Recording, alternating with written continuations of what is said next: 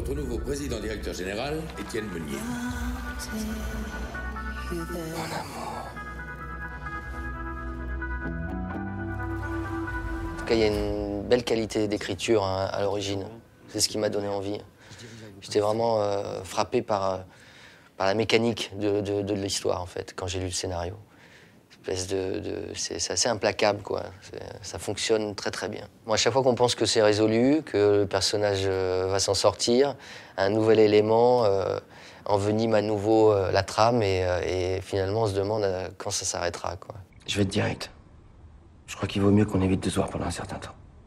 C'est pour la scène de ménage, ça va, j'en ai vu d'autres. On le trouve à un moment où il est en rupture, où il en peut plus. Il est rongé par le remords, il a vraiment un problème de conscience, c'est ce qui le rend touchant, c'est ce qui suscite l'empathie. Il a des origines modestes, on apprend que finalement il vient d'un milieu rural, paysan, et c'est ça qui nous le rend attachant et proche à un moment donné. Effectivement, il a des aspects un peu désagréables, hein. Il pense qu'on peut tout régler avec l'argent, mais je crois que c'est quelqu'un qui est mal dans sa peau, qui est mal dans son univers, qui vit mal les choses.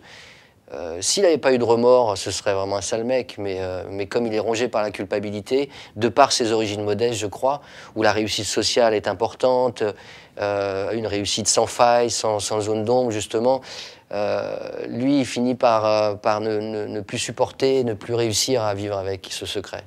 Je savais pas que j'avais du shit sur moi. C'est un vieux bout qui traînait dans une poche depuis des mois, j'avais complètement oublié. Gros comment le bout? Je sais pas énorme. C'est un personnage T'es venu avec un avocat? aussi bourré de contradictions, parce que c'est pas un méchant comme qu'on peut voir dans les polars, manipulateur. C'est un môme pour moi, le personnage de Maison dans Patrick Chambon. C'est comme un enfant, il dit des vérités, il lui dit toutes les vérités d'ailleurs. Il lui dit tu crois qu'on peut acheter les gens avec de l'argent, tu crois que tu peux tout régler comme ça. Il le remet face à ses responsabilités humaines.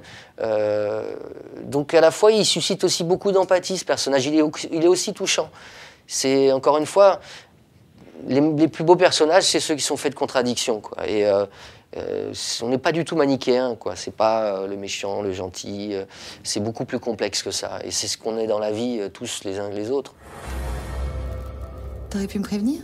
Mais tu penses à quoi, bordel? Tu devais disparaître. Je sais. Il se démonte pas pour autant, quoi. C'est quelqu'un qui perd jamais confiance. Il pense toujours que rien n'est grave et qu'il s'en sortira. Il le vit avec beaucoup d'insouciance, quoi, finalement. Alors que l'autre a beaucoup plus de gravité, et c'est cet équilibre-là qui est drôle, quoi. C'est un binôme, ça fonctionne avec les différences. Vous en avez un qui est plus tenu et l'autre qui est plus extraverti, l'autre plus réservé. Donc quand il retrouve cet ami, il a besoin de décompresser, c'est une soupape de décompression, voilà. C'est comme dit mon camarade François-Xavier, c'est un peu son double pulsionnel. Tout ce que Étienne Meunier, mon personnage, s'interdit, le personnage Patrick Chambon, lui, il s'autorise tout. Mais réfléchis, c'est pas toi qui l'as tué, t'es juste là.